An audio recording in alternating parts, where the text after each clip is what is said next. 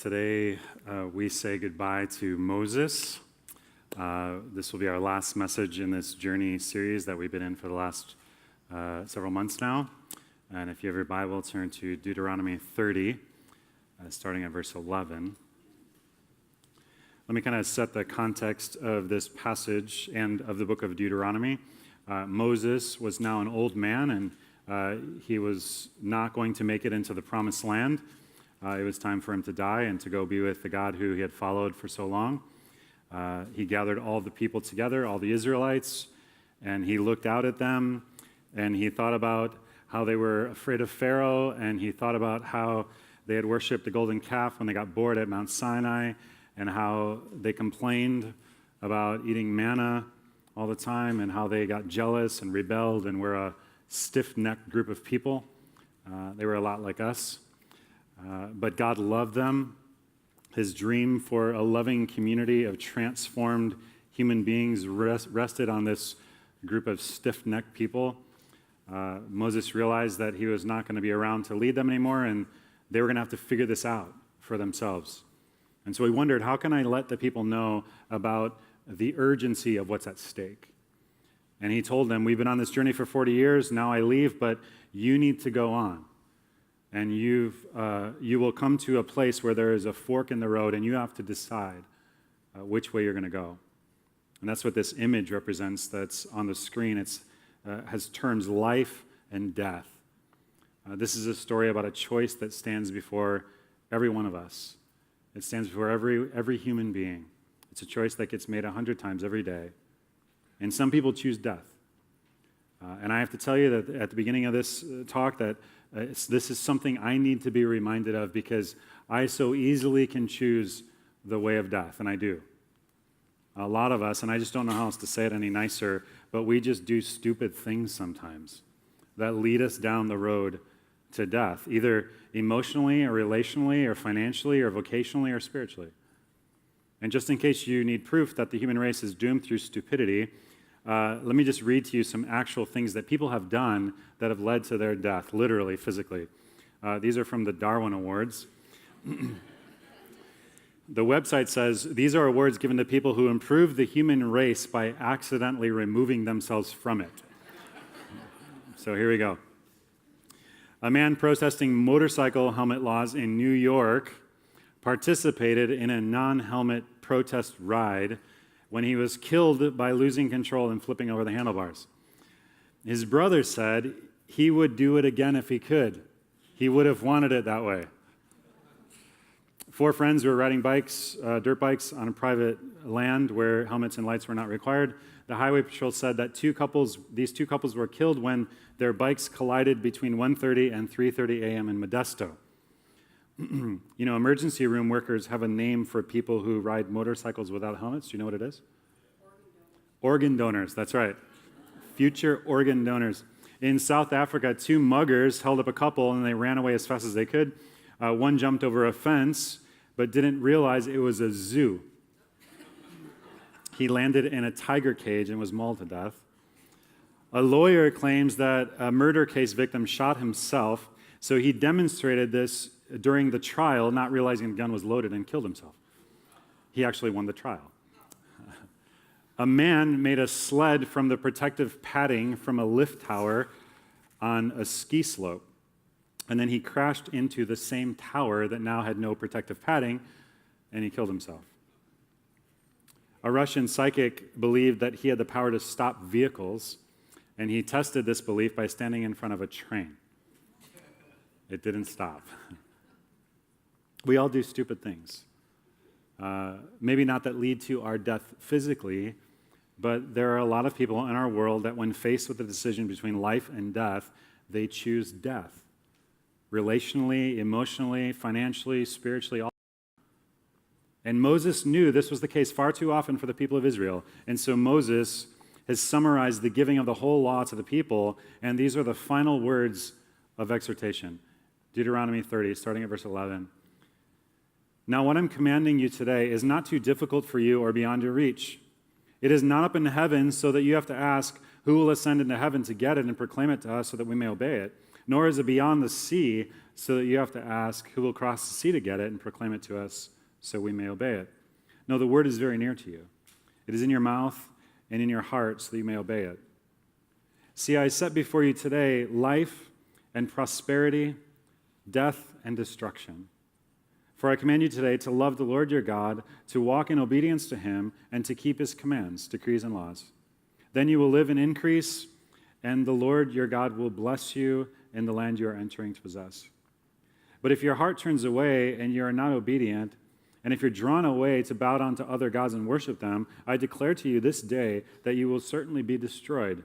You will not live long in the land you're crossing the Jordan to enter and possess. This day I call the heavens and the earth as witnesses against you, that I have set before you life and death, blessings and curses. Now choose life, so that you and your children may live, and that you may love the Lord your God, listen to his voice, and hold fast to him. For the Lord is your life, and he will give you many years in the land he swore to give your fathers, Abraham, Isaac, and Jacob. So these are the words of Moses to his people before he's ready to leave them. And I believe these are God's words for us today. And I just want to say something to you. If this is your first time here, or if this is your first time back to church after being away from church for a very long time, you may feel out of place because you think that we're all good people and maybe you're not so good. Well, you need to know that the people around you have probably out-sinned you by a long shot. Don't let their Sunday best fool you. Also, you need to know that this message today is for you no matter where you are. Whether you're here just kind of exploring Christianity or whether you're here and you're a longtime Christian, this message is for you. And this is what I want to do today. I want to set two ways before you today. There is a way that leads to life and joy and freedom and purity, and it's about obedience to God. And then there is a way that leads to death and guilt and bitterness and disappointment and regret. And I know about both of these roads. And this matters more than you can imagine. It's no casual thing that we do here today. I call heaven and earth to be witnesses to this. From this moment on, you and I make every choice for the rest of our lives in light of this passage, this message, these words. Moses said there are two ways. And these choices are not casual. And so Moses gives them their proper name. One road is called life. There's a way that leads to life. What is it? Look at verse 16 with me. Moses said, "For I command you today to love the Lord your God, to walk in obedience to him, and to keep his commandments, his commands, decrees, and laws." He gives three indications to this life, what obedience looks like. And the first one is love the Lord your God. This is kind of the primary way. Jeremiah talked about this a couple weeks ago. When Jesus had to summarize all of the commandments, he summarized them in one word: love. Love God. Love people. And it's not a mechanical or a rigid thing. Obeying God's commandments primarily are about love. And then he said, walk in obedience. Walking in the Old Testament was a metaphor for a life of wise conduct. If you have a heart that loves God and you conduct yourself in a wise and holy way, then you walk in his ways. And then Moses said the third indicator is keep his commands, decrees, and laws. And commands and decrees and laws, they're overlapping terms. God did this to help make love very concrete and very real so that we don't get vague or fuzzy or sentimental about it. Don't steal, don't lie, don't covet. That's one way. Love God, walk in his ways, obey his commands, obey his decrees, and obey his laws. And then Moses said the consequences of going down this road are that you will thrive and you will multiply and that you will have God's blessings on your life. Understand, this isn't something that you earn. It's not a performance deal. You will live life the way that God designed your life to be lived. Again, this way or this path toward life is very clear. This is the whole context for verses 11 through 24. And I won't take time to read the whole thing again, but Moses said, it's not far from you. It's not across the sea. It's not up in heaven. The word is very near to you. It's in your mouth. It's not difficult to understand. And he said this because there are some things in life that are very difficult to understand and very obscure. Let me see a show of hands on this one. How many of you have a smart TV? Raise your hand if you have a smart TV. How many of you have found that at least it's a little intimidating. Just be honest, all right? How many of you have figured out how to use your phone as a remote control with your smart TV? Have you? Okay. How many of you still don't know how to adjust the picture so that the brightness doesn't change when the brightness in the room changes? Took me a while to figure that one out. How many of you think smart TV is actually a good name for it because it makes you feel dumb? Moses said, this is not a difficult thing. It's not an obscure thing. Love God, love people, don't steal. It's really very simple. And then he said there's another way that's called death. And he gave 3 indicators for this other road. He said in verse 17, but if your heart turns away and you're not obedient, and if you're drawn away to bow down to other gods and worship them, I declare to you this day that you will certainly be destroyed. And the first one is, if your heart turns away. This is a loss of devotion. There's no longer a tender heart toward God. You have a wayward heart. And then he said, if you're not obedient, if your life is filled with noise and you're no longer able to listen to that still small voice of God, you're not attentive toward God and you don't seek to learn his will and his ways and to do it. And then he said this road involves being drawn away to bow down to other gods and worship them. And the key words in this phrase are drawn away. Moses knew that these people didn't intend to march off to other gods. I don't think most of us in this room plan on offering ourselves to the altar of the God of success or security or comfort or wealth or self. We don't even recognize it sometimes that we're going down this road. We're just drawn away and we allow ourselves to drift or to be molded and conform to this world. And some of us in this room know all too well what it means to drift. Moses said there's a consequence to this road. The consequence is disaster. It's a loss of community. It's a loss of life. It's a loss of every blessing that God has to pour out on your life. And then Moses said, you have to choose. And I believe God is saying the same thing to us today. You have to choose. And I want to say this with as much conviction and passion and admonition as I can. Choose life. Choose life. It is so important that we make the right choice. If you were actually driving down the road and you came to a sign like this, it wouldn't be difficult to choose. You know, you're driving down Foothill and all of a sudden there's a fork in the road and you can go one way or the other, and one way says life and the other way says death. It's really not a difficult choice, even for those who are directionally challenged among us. It's not a difficult choice. Moses put it in stark alternatives. He said, there is life and there is death. He didn't say that, you can consider what's behind curtain number 3. He said life and death. Why does he put it like this? It's because sometimes the things that we think lead to life actually end up leading to death. They do sometimes. One of the most unforgettable pictures of this for me is the commercial where a guy is obviously struggling with emphysema or lung cancer, enormous breathing problems, and smoking-related illnesses that are leading to his premature death. And this guy talks about his condition, which included an operation which a hole had to be cut in his throat so they could breathe. And he could hardly talk. He kind of croaked in barely discernible words. And he talked about his condition while smoking through the hole in his throat. And every time he lit a match and smoked, he was choosing death. He couldn't stop. I'm sure he didn't want to choose death, but he was like so far down that road that he couldn't stop. And some of us are in danger of being on that road that leads to death. And what I want to do now is I want to walk through different points that we get to on this road that leads to death. And I want to talk about destructive behaviors that need to stop. And I want to talk about 3 different points and how behaviors will be increasingly more difficult to stop the further we go down that road.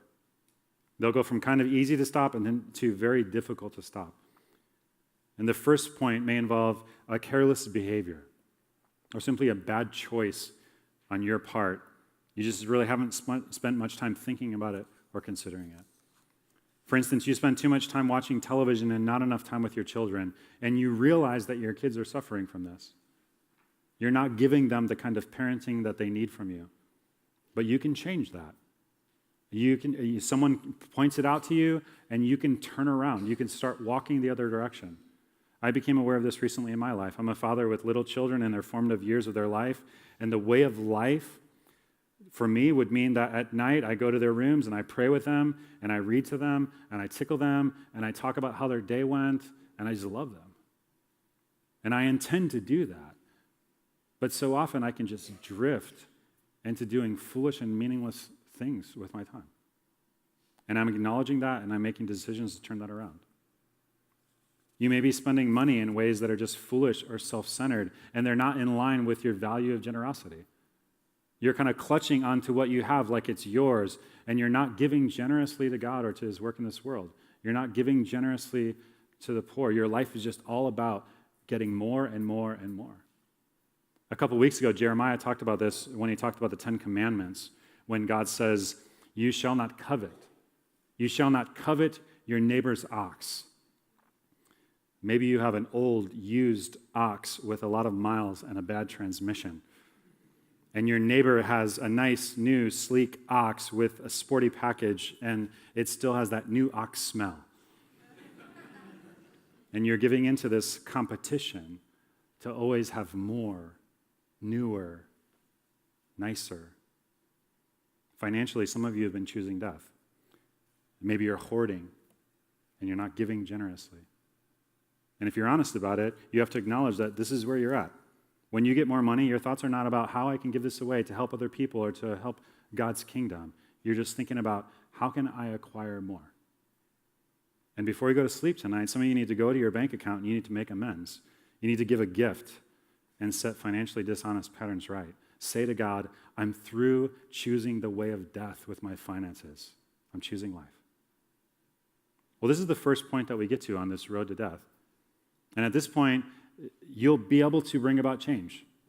If you kind of realize the truth about your life and you can realize it, you can change the pattern, you can begin walking in a different direction. Once you realize that you have this problem, you can alter your course. And God may be pointing out something to you right now in your life. Some of you are aware of a pattern in your life that you need to say no more to. And you can do that. You can change. You just need to make a strong resolve right now. You can change it early. And I don't know how else to say this, but if you have something that's going on in your life that needs to stop, and you've kind of started down that road that leads to death, you need to stop it now. You need to change it now. You'll spend so much less time and energy and effort and pain on that thing if you change it now. That's just how these things work. These things cause you more and more and more pain the farther you go down that road. So change it now. If there's something in your life that you need to stop, that you're able to stop simply by resolving to do it, do it. Some of you are at this place. But maybe you have a problem that runs deeper, and you try to change it, but it doesn't seem to work. This is the second point on this road that leads to death. The second point is an ingrained pattern of behavior that you've become attached to. It's ingrained now. It's just part of the rhythm of your life. It's deep enough that saying no more will actually be costly and it'll be painful. And so there's a part of you that wants to say no more, but there's part of you that doesn't want to stop. And this may involve a big change in your life. Maybe you're in a relationship where you're sexually active with someone to whom you are not married. And you know that this does not honor God. Even if you're a Christian, if you're not a Christian, you know it's right. It's like it's in your spirit. You know that it's not right. Maybe you try to escape from your spouse by fantasizing about someone else in inappropriate ways, and this has just become an ingrained pattern in your behavior. Maybe you're keenly aware that we live in a society that idolizes sexual attractiveness, in which beauty is power, and so you find yourself too attached to this need to appear sexually desirable. Or you're jealous of someone else who is more attractive, or you find yourself flirting inappropriately to prove your attractiveness. Maybe you're respected at home and at work and even at church, but the truth is you live another life. You're deeply engrossed in pornography. Sometimes you visit websites. Sometimes you find yourself out of town on business, lonely in a motel room after midnight watching movies. And you know this violates the teaching of Scripture. You know this isn't This isn't in accordance with your values. This isn't the kind of person that you want to be. When you get to the end of your life, you don't want to be characterized by this kind of stuff. But there's a significant part of you that doesn't want to stop. Maybe it's because of fear, maybe it's because of loneliness, and so you're divided. Maybe there's a pattern of anger in your life, and you have little kids, and your patience gives out, and you find yourself sometimes trembling with anger. Not long ago, you found yourself screaming almost out of control, and it frightened you to think of what you're capable of. You told yourself that you'll calm down, that you'll be patient, but telling yourself isn't working. Some of you have been gossiping, and you've been cutting people down behind their back or to their face. And you're choosing death for yourself and for that relationship and for the community of Christ. Some of you have stress in your life, and you find that it just kind of magically disappears if you have enough to drink before you get home. And you hope that no one notices, or you hope that someday this need goes away, but it doesn't seem to be going away right now. Maybe you're a business person, and you found that if you're willing to cut some corners and cheat on some deals and pad an expense account, you can bring home some more money. And you've been doing this for a while, and now it's become a habit, and you're dependent on it. And you try not to think about it, you try not to call it stealing, you try not to reflect on what's happening to you, what's happening to your soul. You try not to reflect on what would happen if you got caught, but every once in a while you think about it. Maybe you're a couple that's highly thought of in your neighborhood, you're highly thought of by your relatives and by your connect group, but the truth is you've given up on your marriage a long time ago. And there's a wall between you and your spouse, and you're filled with bitterness toward one another, and you rarely even speak to each other. You can't remember the last time you were physically intimate with each other. And you alone know the truth that you're two divorced people under the same roof. You know, at this second point, the simple decision to say no more is not enough. You don't just need someone to point it out to you. You're aware of your problem. You need support. You need a certain level of support to enable you to carry out the decision to actually stop. You may need to talk to another person. You may need that person to pray for you. You may need that person to ask you about that problem and hold you accountable. Check in with you on a regular basis to see how you're doing. Or maybe you need to get some information and you need to pray about that and you need to actually set a plan.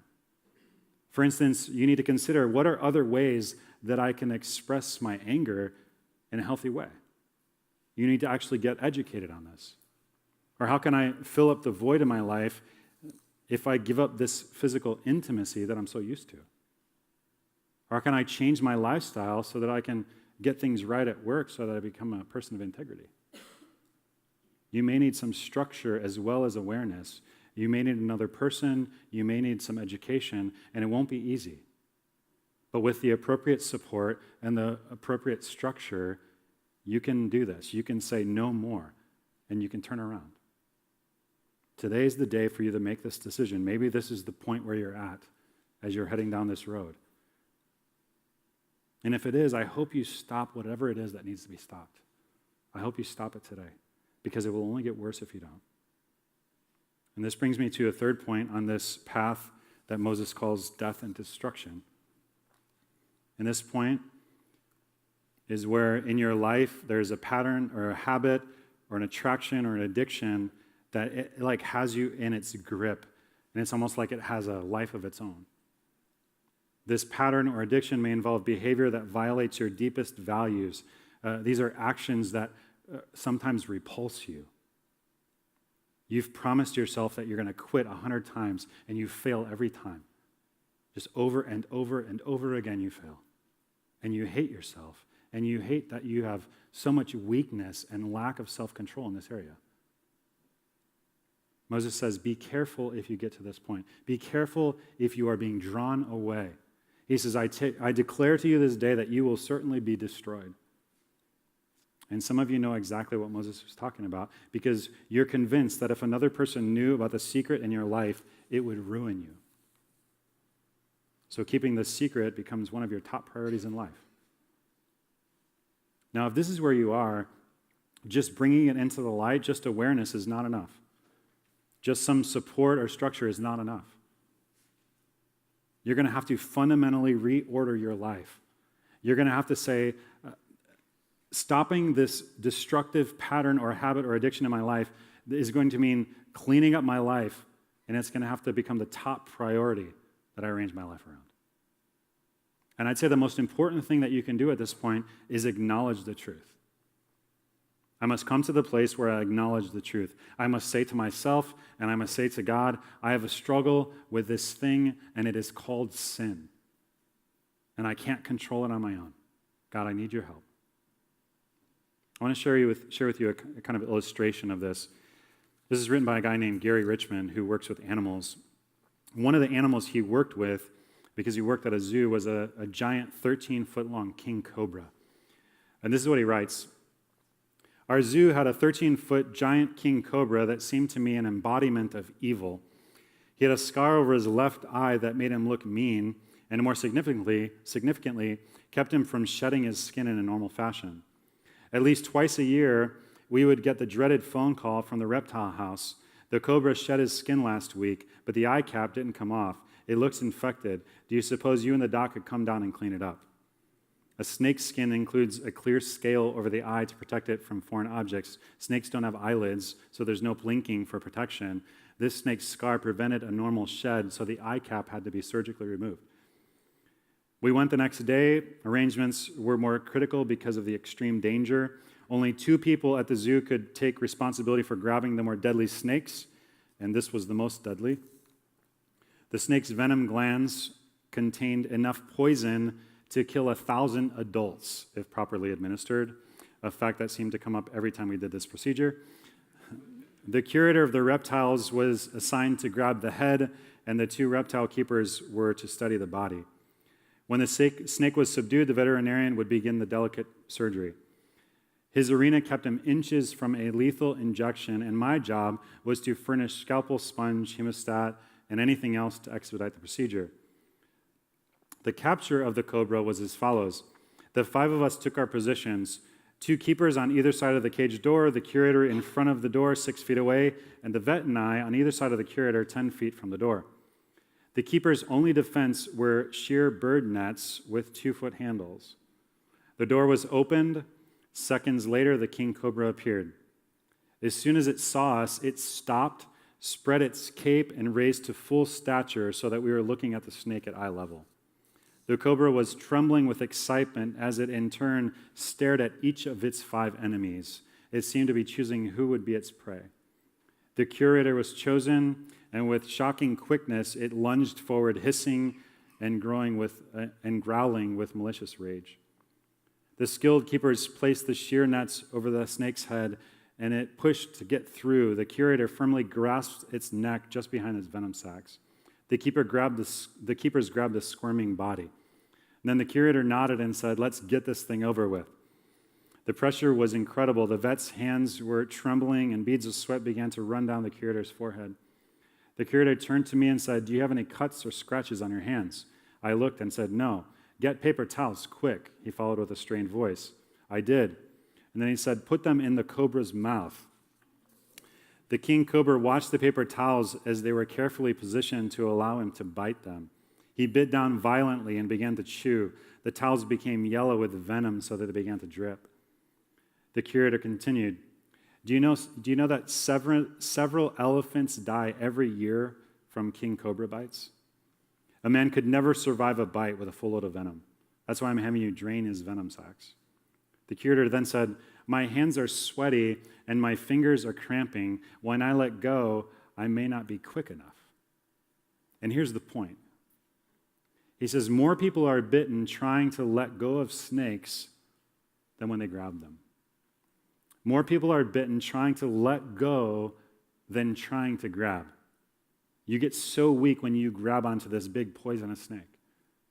And then Gary writes this, there are many situations in life that are parallel, easy to grab, hard to let go. So pay attention and think twice before you grab. Think about how true this is in life. Indebtedness, vengeance, lying, adultery, drugs, alcohol, pornography, promiscuity, and these and many more are serpents that will drain your strength, and they will bite you to death while you're trying to let go. The writer of Proverbs says in Proverbs 14:12, there is a way that seems right to a man, but in the end it leads to death. There is a way that seems right, it seems good, but it ends in death. And I'm wondering who in this room today would have the courage to name the snake in your life, to just name it, because we all have them, every one of us. It may have to do with bitterness or power or the need for approval or sexuality or deceit, but there is a power that is at work in this world, and there is a power that is at work in your life and my life, and it's called sin. And it's baffling and mysterious, and it's cunning, and it's more powerful than you and I by far. And it's terminal, and it'll destroy your soul if you allow it. And so I'm wondering if you're willing to say today, I've had enough pain, I've had enough hurt and enough guilt and enough shame. I want to resolve this, whatever it takes, no more. This has got to stop. This is not who I want to be. This is not the kind of legacy I want to leave. It all starts with this business of acknowledging reality. You have to say to yourself, and you have to say to God, I can't do this by myself. This snake has got a hold of me, and it's stronger than me, and I can't let go. Now, whether or not you do this depends largely on how you're dealing with this enemy that is at work right now, and that enemy is called denial. It's been going on ever since the very first sin. There was also a snake at the beginning in the garden, and he said to the woman before she sinned, it's really not that bad. The consequence really isn't death. You won't die. God didn't surely attach these kinds of consequences to it. God's probably afraid that you're going to be like him. You know, we're masters of justifying not dealing with this thing called sin and minimizing it. You know, my snake's not really that bad. Other people have much worse snakes than I do. I mean, if I had that guy's problem, then I would get help. You know, but I don't understand why that guy doesn't get help. You know, he's real bad shape. If I was ever like that, then I would get help, but I'm not that bad. I mean, he's like several steps down the road to death. I'm only like just starting in it. We try delaying tactics. You know, you're right. I probably do need to get the snake, taken care of eventually, but not right now. This isn't a good time. I'll get around to it at some point. And maybe the evil one is whispering that in your ear. Not now. Not at this point. Some of you hear that voice quite often. And you know this message makes sense. There's some stuff in your life that you probably ought to get cleaned up, but you're thinking, not now. I mean, there's just so much going on. You're facing some real important decisions. You're under some real heavy loads of stress. One of these days, you know, when you have time to deal with it, you'll devote some time to it, but not now. You know, you could not now yourself all the way to the grave. Or we rationalize. You know, I have so many difficulties in my life, I kind of deserve having this little snake in it. You know, God doesn't expect me to be perfect. He's got to forgive me. That's kind of his job, and my job is to give him something to forgive, so we just kind of rationalize it. You need to stop playing games. You need to acknowledge the truth, and no one can do that for you. I've been acknowledging the truth in an area of my life recently. These last couple of weeks have been significant weeks in my life. God has been kind of at work showing me things about myself that I need to deal with, that I've probably needed to deal with for a long time, that I just haven't dealt with. I've just been avoiding. And one of these areas has to do with a very unhealthy hunger for things like approval. And it goes way back, and it's real deep. And this is just by way of confession. I kind of feel vulnerable in this area. I've been thinking about this a lot and its history in my life. And I remember a time when I was in school and I wanted good grades. I wanted the approval. I wanted the recognition that goes along with good grades. And I was taking a test one time and I didn't know some of the answers. And so I looked over at the person's paper next to me. And understand, this was not an accidental glance or something like that happened to me. I mean, this was deliberate. And the teacher saw me do it and he asked me to stay after class. And it was a very embarrassing moment. The truth is, this was going on because I would rather have the appearance of being smart than to have integrity. And it made cheating a little easier the next time, and it made being honest a little harder the next time. And it killed my conscience, and it killed my character. In that moment, it looked like life. It looked like good grades and recognition, but it was death. And some of you are going down a road that is leading to death. And I don't know how else to say it, but you need to get off the road. And you need to get off the road now. The danger of that road is you're being led astray and you don't even recognize it. You know, we come to this decision between life and death hundreds of times every day. Are you going to choose life or are you choosing death? Moses taught the people of Israel about every area of life, and then he said to them, "This day I call the heavens and the earth as witnesses against you that I have set before you life and death." You know, witnesses are needed for moments of great importance, not for casual things. In the signing of a treaty or making a wedding vow, witnesses guarantee that what happens will be remembered. And Moses said, "Because I'm not going to be around, I set this day with heaven and earth as witnesses." Your choices are a matter of life and death. And so every time you walk out of this room and you look at the sky, remember. Every time you walk out of your house and you look at the ground and you look at the earth, remember. The earth and the sky themselves will remind you that you are choosing life or death every day, today and tomorrow and every day for the rest of your life. You know, this week is Holy Week. It's a week when we remember that Jesus came proclaiming that we may have life and that it's available to us now. The good news is that life from above is now available to ordinary human beings like you and me. We can choose the way of life. Jesus deliberately chose the way of death so that we don't have to. He chose death so that we can choose life. Jesus said in John 10:10, "The thief comes only to steal and kill and destroy. But I have come that they may have what? They may have life and have it to the full." And this includes the promise of an eternity with God, and it includes forgiveness of our sin. But it's not just a way of dealing with this problem of guilt. It is that, but it's not just that. Jesus said that you may have life and have it to the fullest now, today, and tomorrow, and the next day, as you have a choice between life and death. You can choose life. Jesus said in John 14:6, "I am the way and the truth and the life." You know, Jesus constantly looked for ways and for parables and stories to try to communicate to people that this life that he came to bring is now available to everyone and anyone. And we're starting a teaching series next week on the stories of Christ. We're calling it Stories That Stick. About a third of Jesus' words recorded in scriptures are stories. They're designed to get the truth available to everyone about this life that Jesus offered. Jesus wanted everyone to understand the truth about life, and so he told all these colorful, unforgettable, compelling, culturally relevant stories. And for 2,000 years now, these stories have stretched the greatest minds, and they have fed the simplest ones. They've pierced the hardest hearts, and they have shaped the greatest souls that have walked the face of this earth. And I hope you make it a priority to be at Blue Oak starting next week as we devote the next teaching series to these remarkable stories of Jesus. And I hope that you use those invites that we gave you, those invite cards that we gave you in your bulletin, to extend an invitation to someone in our community who needs it, who needs to be here in this seat when we start the series.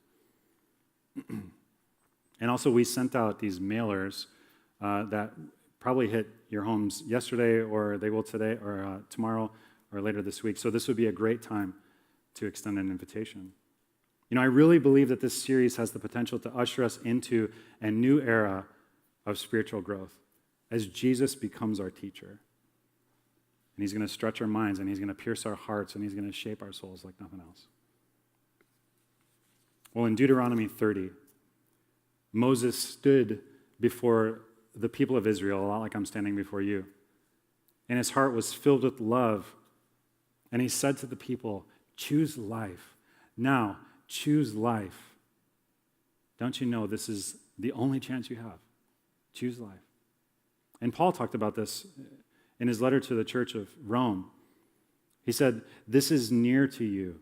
The nearness of God is offered supremely in Jesus Christ. And so Christ is here right now with us in our midst. His word is very near to you, Moses says. It's not up in heaven so that you have to ask who will ascend to heaven to get it so that proclaim to us so that we may obey it. Nor is it beyond the sea so that you have to ask who will cross the sea to get it and proclaim it to us so that we may obey it. No, the word is very near to you. It's in your mouth and it's in your heart so you may obey it. Do you know what your choice is? Do you know what your choice is when you're faced with these two alternatives? It's about life and death. Do you know what your choice is when you're faced with deceiving your spouse or speaking the truth? When you're faced with devoting yourself today to prayer or remaining prayerless? When you're faced with giving or just hoarding in all the little things? When you're faced with gossiping or remaining silent? When you're faced with resenting or opening up your heart to forgiveness? When you're faced with confronting or avoiding? When you're faced with lusting or remaining pure? There is an eternal significance to every choice we make. Life and death are held out before us 1,000 times every day. And so for God's sake and for your sake and for the sake of your own soul, choose life.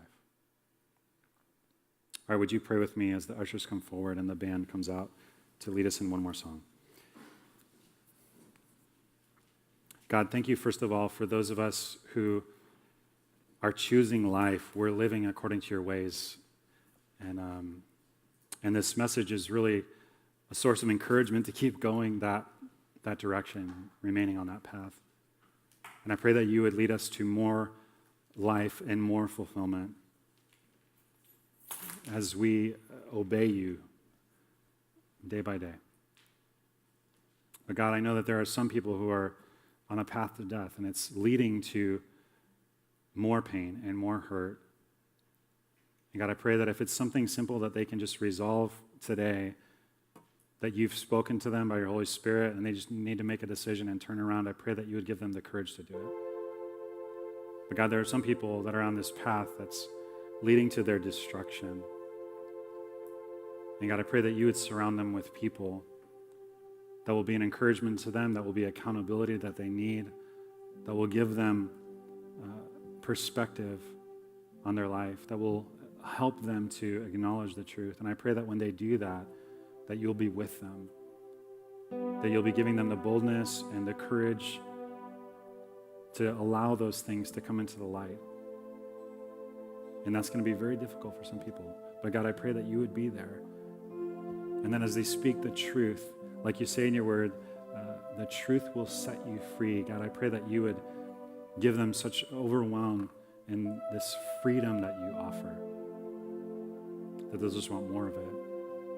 And they'll continue to turn from whatever is leading them to death, and they'll turn to you, and they'll get on the right path. God, help us to do that. Help us to do that in the little things. Help us to do that in those destructive patterns in our life. And we need your help, God. Pray that your Holy Spirit would just work powerfully in our lives this week. Thank you for what you're doing in my life and in the lives of those here. Thank you for your love for us. Thank you for your grace and your mercy that we don't deserve, but you offer so freely. We love you. In Jesus' name, amen.